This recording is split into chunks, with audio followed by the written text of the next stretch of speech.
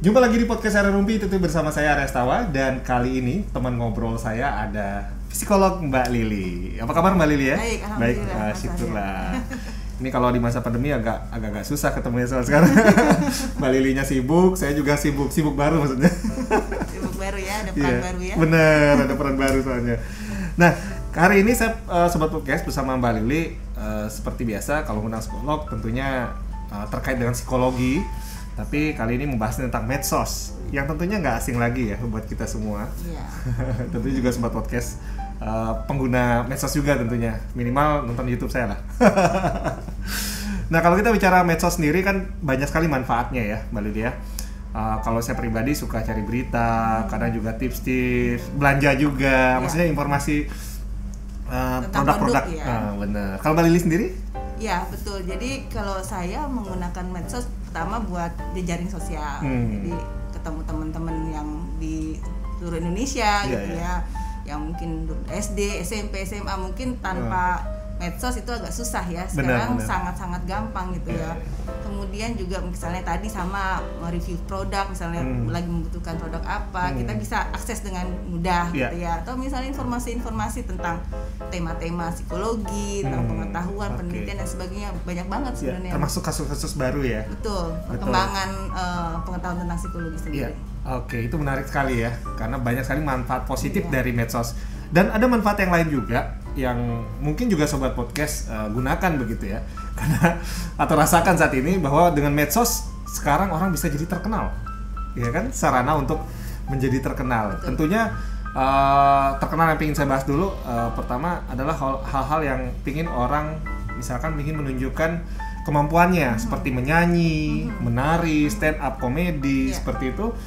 Karena susah mungkin ke radio atau televisi, susah diakses atau peluangnya dia nggak ada karena daerahnya seperti itu tempat tinggalnya. Dengan medsos dia bisa menunjukkan kemampuannya sehingga orang tahu dan akhirnya ya itu bisa menjadi sebuah profesi. Menarik sekali Mbak ya? Betul banget. Jadi kalau misalnya kita review gitu ya, atau misalnya kita tanyakan pada artis yang zaman dulu gitu ya, bagaimana perjuangan mereka untuk sampai bisa ditayangkan atau tampil di media misalnya TV atau masuk radio, itu bagaimana perjuangannya mungkin sangat berat gitu ya, karena mereka harus perjuangannya step by step, mungkin dari panggung ke panggung dulu, kemudian nanti akhirnya bisa masuk ke industri kesenian, hiburan gitu ya. Dan itu tidak dialami dengan misalnya generasi yang sekarang gitu. Siapapun kayaknya bisa tampil sekarang ya. Tinggal punya akun gitu ya, akun sosial media, kemudian berkreasi sesuai dengan keinginannya. Kemudian ya kita tinggal lihat saja, ada beberapa orang yang merespon, mungkin kita sudah jadi dikenal, dikenal dalam tanda kutip gitu ya. Bahkan sekarang ada muncul istilah selebgram gitu ya. Betul. Yang kadang-kadang ya itu tanpa kemampuan ya, tampilannya lah istilahnya gitu ya, akhirnya jadi terkenal. Tapi tentunya sekali lagi semua ada resiko dan juga ada sesuatu yang harus diperjuangkan di sana, karena kan tetap aja butuh proses seperti itu. Nah, kalau kita bicara terkenal ini, ini ada terkenal yang menurut saya pribadi itu nyeleneh. Nyeleneh atau nggak masuk dalam akal sehat saya. Seperti ini yang beberapa kasus. Mungkin Mbak Lili juga bisa ceritakan pernah baca mungkin. Nah, ini yang pertama dari Indonesia dulu nih. Yang pertama dikutip dari kompas.com. Jadi ada 2 pemuda rekam TikTok pernikahan sejenis di hotel agar follower mereka bertambah.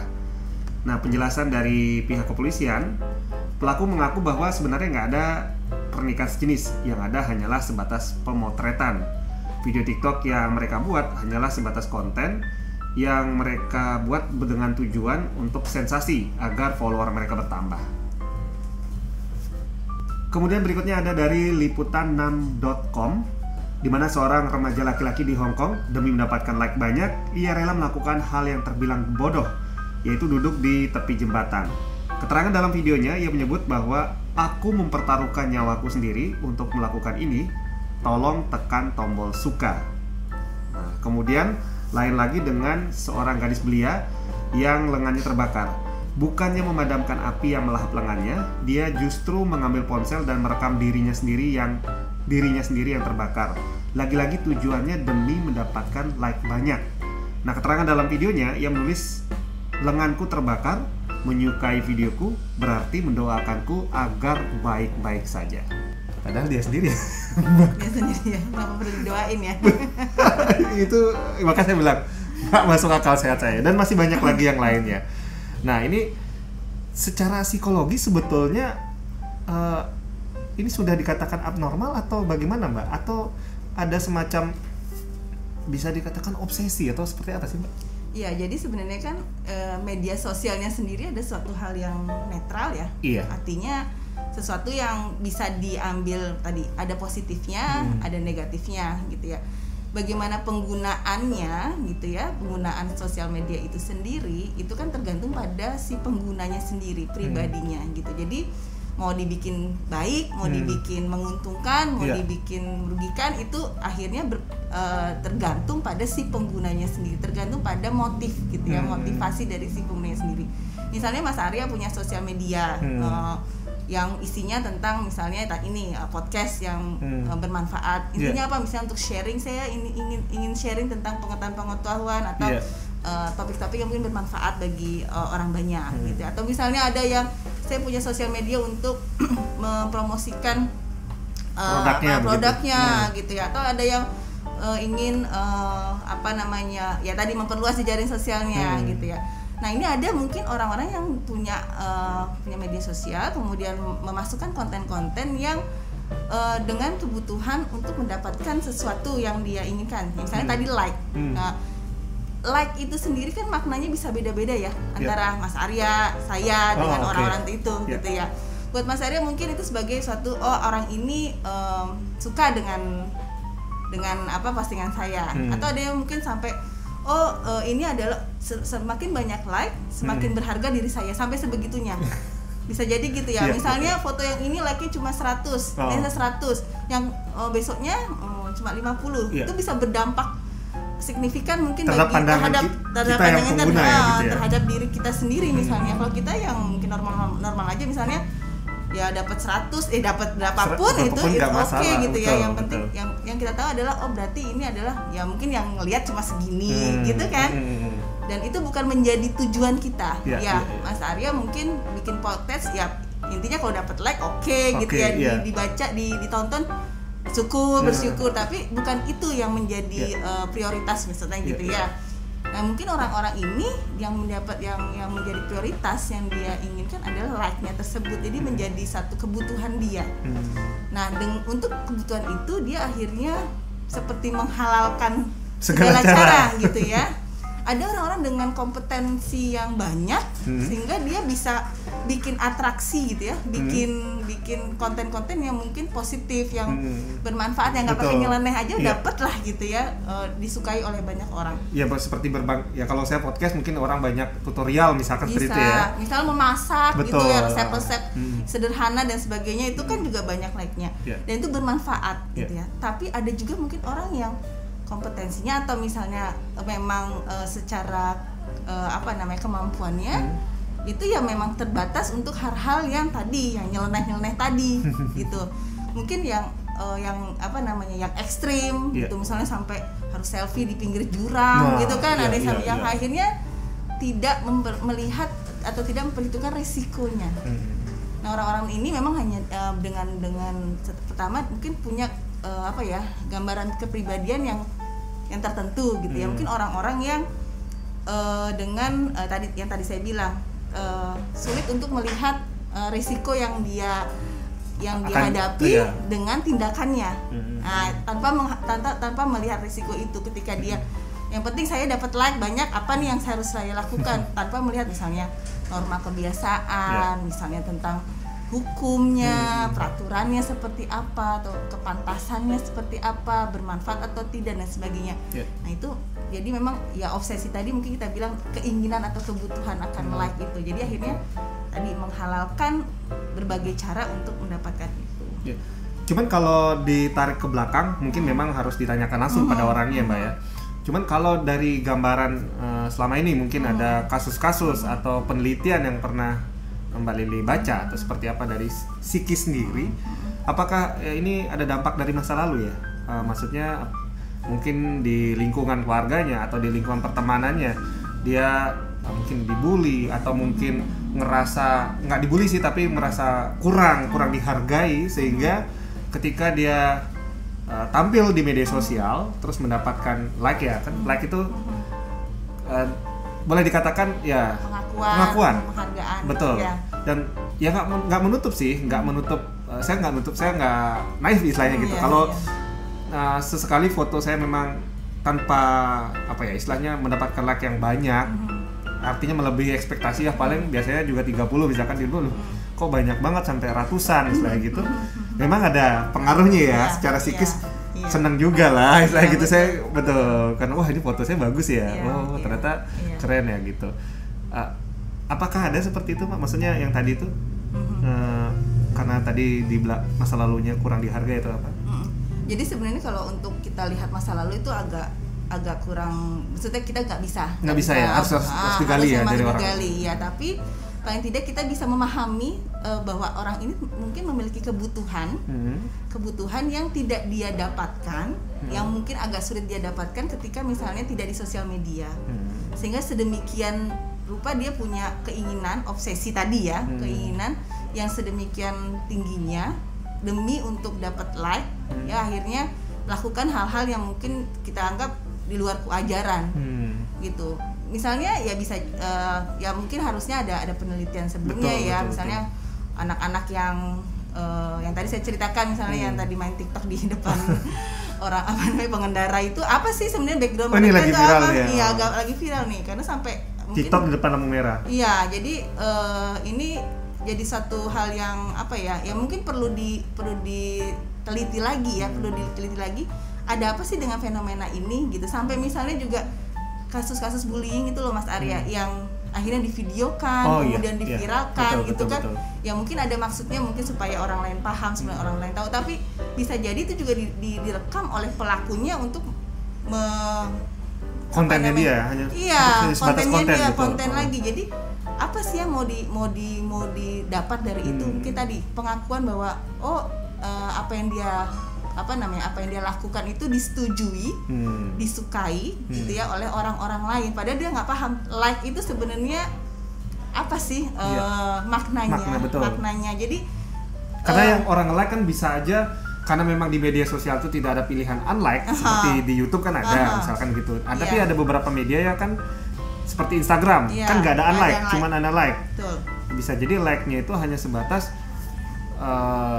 bukan menyetujui aktivitasnya, mungkin karena hal yang lain seperti itu ya. Betul. Atau misalnya bisa jadi misalnya ya saya sudah lihat like gitu kan. Atau bisa juga tanpa sengaja juga bisa ngantuk kan gitu kan ketuk 2 kali gitu kan tinggal di like gitu. Kan itu memang jadinya like atau jumlah follower ataupun itu sebenarnya agak disayangkan kalau kita misalnya memahami itu sebagai suatu yang pure real gitu, artinya benar-benar real gitu ya. Dan misalnya semakin banyak follower atau semakin banyak like itu adalah semakin banyak orang yang mencintai saya. Betul. Itu sebenarnya kita perlu membatasi, artinya tidak akhirnya serta-merta itu kita pahami sebagai sesuatu yang nyata benar gitu. Yang nyata betul adalah ya orang-orang yang ada di sekitar kita, yang kita temui, bagaimana sikap mereka kepada kita, bagaimana tanggapan mereka kepada kita, itu yang memang yang lebih penting dibandingkan memang penilaian di sosial media gitu. Karena ya begitu kita posting, paling tidak kita juga harus siap juga dengan yang komentar-komentar yang tidak menyenangkan juga. Nah itu yang kadang-kadang tidak diantisipasi sih oleh para pengguna sosial media gitu ya. Jadi sebenarnya yang perlu dikulik adalah kebutuhan apa sih yang ingin diambil atau dipenuhi oleh orang-orang ini gitu ya. Jadi sekarang memang karena sudah ada mindset gitu ya, banyak follower, banyak like, itu adalah jadi semakin banyak like semakin hebat kamu, semakin kamu semakin berharga kamu. Nah itu yang miss di situ kayaknya ya. Jadi kalau saya lihat realitanya jadi anak-anak jadi lebih, atau remaja mungkin ya sekarang ya lebih mengepentingkan jumlah like dan follower yang ada di sosial media, tapi mereka akhirnya lebih semakin menjauh dari lingkungan sosial. Iya, jangkauan dari keluarga. Mereka akhirnya tidak lagi tidak terlalu lagi memimpikan gitu ya, misalnya banyaknya pujian dari orang tua atau itu semakin jarang mereka dapatkan itu juga. Nah itu istilahnya di dunia nyata saya nggak penting dapat pujian atau enggak, yang penting di media sosial saya dapat, istilahnya gitu ya. Nah itu kan agak menyedihkan ya, makanya sekarang saya juga berpikir apa sekarang itu di dunia nyata juga di dunia yang nyata ini udah lebih susah ya untuk mendapatkan misalnya penghargaan tepukan nih kamu hebat loh, atau jempol dari papa mamanya atau dari keluarganya atau dari teman-temannya gitu. Apakah itu semakin susah sehingga akhirnya mereka berjuang keras di sosial media demi itu akhirnya mereka mungkin bergaya sedikit udah dapat like, sedangkan misalnya belajar udah lebih keras dan sebagainya belum dianggap apa-apa, bisa jadi seperti itu. Nah itu memang perlu ditelusuri sih. Memang saya sempat baca juga di salah satu media bahwa ada komentar juga dari psikolog di sana, kadang-kadang jadi permasalahan yang dikatakan irasional begitu ketika betul seperti tadi saya bilang, saya nggak naif, ketika like banyak memang ada pengaruh psikis juga, karena setiap orang kan rasa-rasanya hampir semua suka dipuji. Like ini semacam pujian dan penghargaan tadi, orang senang dihargai. Nah cuman yang jadi permasalahan yaitu ketika ekspektasi akan like, akan follower katakanlah demikian tidak susah-susah atau gak susah sih konten kayak gitu, istilahnya udah melakukan hal yang aneh, udah gila gitu atau ekstrim gitu, tapi like-nya sedikit, followernya sedikit, membuat kecewa, kesal sama diri, apalagi yang harus dilakukan, stres istilahnya begitu. Itu menjadi irasional kan kalau dilihat dari dunia nyata gitu secara objektif tuh. Padahal kebahagiaan, ya tadi Mbak Lili bilang kebahagiaan itu ya dari diri kita sendiri begitu, bukan dari pengkondisian orang lain kan, pendapat orang lain seperti itu Mbak ya. Iya. Jadi sebenarnya apa namanya, ketika kita tadi namanya irasional itu ketika sesuatu itu sudah menjadi beban gitu ya Mas ya. Jadi misalnya tadi saya bilang kalau misalnya like itu masih kita anggap sebagai bumbu penyemangat gitu ya. Senang gitu ya, senang, oke, saya akan berkarya lagi lebih baik lagi. Ternyata orang lain banyak yang suka, itu perlu juga sih apresiasi sehingga kita tahu sampai di mana nih ini saya apa namanya kemampuan saya disukai atau diapresiasi oleh orang, itu penting juga. Cuma ketika menjadi obsesi itu ketika misalnya tadi akhirnya pemikiran bahwa saya harus mendapatkan like yang banyak gitu sehingga saya harus melakukan atau membuat sesuatu yang disukai. Nah itu kan beda lagi ya. Beda lagi. Jadi itu namanya sudah ya seperti namanya obsesi. Jadi suatu pemikiran yang berulang-ulang gitu kemudian menjadikan kita akhirnya hanya fokus ke situ ya, tanpa akhirnya tadi melihat kualitas, risiko, kemudian tadi kepantasan dan sebagainya, itu yang akhirnya membuat tadi irasionalnya tadi kita akhirnya seperti menghalalkan secara cara gitu ya, akhirnya kita memanfaatkan banyak hal yang sebenarnya tidak boleh kita, kurang baik lah untuk kita, atau di daerahnya memang nggak bagus kan secara daerah kan punya norma sosial norma juga tidak sesuai gitu ya, hanya demi tadi obsesi mendapatkan follower atau like. Nah itu yang memang jadi suatu masalah ya pada psikologis seseorang gitu. Jadi akhirnya misalnya nggak bisa tidur kalau misalnya like-nya kok sedikit gitu, jadi misalnya kayak gitu ya, kemudian kecewa, sedih, nggak mood kalau followernya sedikit atau yang like dikit. Nah itu yang menjadi gangguan di situ. Nah pertanyaannya adalah nih yang terakhir nih Mbak, ketika kondisi itu kan nggak perlu harus ya istilahnya, hari ini saya udah ngobrol ya sobat podcast Mbak Lili bahwa kondisi-kondisi seperti itu memang sekarang mungkin sobat juga melihat begitu. Lalu ya saya nggak bahas yang masalah dia keciduk baru sadar minta maaf begitu. Cuman dari peran orang tua atau keluarga lah ya, kalau ini remaja atau bahkan orang dewasa juga ada yang seperti itu begitu. Di mana peran lingkungan ketika melihat situasi seperti itu? Karena kan biasanya ketika anaknya atau katakanlah keluarganya ada yang seperti itu, kan nggak harus nunggu sekali lagi masuk ke orang dulu baru dia sadari, pasti ikutlah di media sosialnya ya, pasti tahu orang ternyata keluarga saya, kakak saya atau siapa seperti ini, kok kayaknya nggak benar nih, nggak sesuai akal sehat, nggak sesuai dengan norma. Lalu apa sih peran lingkungan untuk melihat itu biar nggak keterusan begitu? Jadi sebenarnya yang paling utama yang dari lingkungan yang paling kecil ya, memang keluarga itu ya, bisa orang tua, bisa kakak gitu ya, pokoknya orang-orang dewasa. Nah memang kalau dari sosial media kan sebenarnya sudah ada aturannya ya, minimal berapa tahun, berapa yang boleh memiliki akun, yang lainnya kan mungkin ikut gitu ya. Memang bisa kita dari orang tua gitu bisa memberikan pendampingan. Misalnya kalau kita nonton sosial media bareng-bareng, misalnya di YouTube atau apa gitu ya, ketika misalnya kita melihat bareng-bareng misalnya ini loh perilakunya seperti ini misalnya, atau misalnya di TV gitu ada yang ketangkep karena ini gitu ya, karena punya akun dengan konten seperti ini gitu. Ya orang tua mau nggak mau perlu mengedukasi gitu dari contoh-contoh tersebut, bahwa kenapa sih sampai di TikTokan aja sampai dimasukin ke polisi Pak gitu misalnya gitu ya. Ya mau nggak mau kita perlu memberikan penjelasan, misalnya coba kamu lihat TikTokannya di mana gitu misalnya ya, kira-kira kalau seperti itu membahayakan orang lain atau tidak, merugikan kepentingan orang lain atau tidak. Oleh karena itu ya itu misalnya teman-temannya itu perlu dikasih tahu bahwa TikTokan boleh tapi dengan cara yang lebih wajar, kemudian juga tanpa mengganggu kepentingan orang lain, bisa seperti itu. Atau misalnya untuk konten-konten yang misalnya Mas Arya yang agak aneh gitu ya. Tadi sih terakhir ada yang ya menurut saya emang tega banget gitu, temannya hampir tenggelam, ini di berita tadi ya, saya lupa. Itu kontennya dia ngambil dari berita gitu, dari media sosial begitu. Udah di kapal laut nih, udah dihajar ombak kan, temannya udah hampir mau tenggelam kan, diseret ombak, dia malah rekam. Iya. Itu kan nggak pantas ya, harusnya tolong dong, malah dijadikan konten. Jadi kan sebenarnya kita bisa empati, memberikan pemahaman pada anak-anak atau yang lainnya, bahwa sebenarnya ini sesuatu yang benar nggak sih, baik nggak sih untuk dijadikan konten atau di-share di media sosial kamu, sesuatu yang bermanfaat nggak sih buat orang lain. Kalau kamu dalam kondisi seperti ini, kira-kira apa yang seharusnya dilakukan oleh orang tersebut gitu ya. Itu sehingga anak akhirnya atau kita bisa diskusi gitu, bahwa dan memiliki kesadaran bahwa tidak semua peristiwa itu gitu ya menjadi baik untuk menjadi konten atau contoh untuk kita dalam membuat konten istilahnya gitu ya. Betul. Dan kita mungkin juga ini konten yang bagus, konten yang baik, konten yang kurang baik. Karena di Indonesia ini kan latah. Iya betul. Mana kayak yang gitu toh? Orang-orang pada buat gitu, saya juga ikut lah. Padahal betul. Jadi kelihatannya ini heboh bikin yang seperti ini, ikut seperti ini gitu kan ya, kayak misalnya prank gitu ya Mas ya.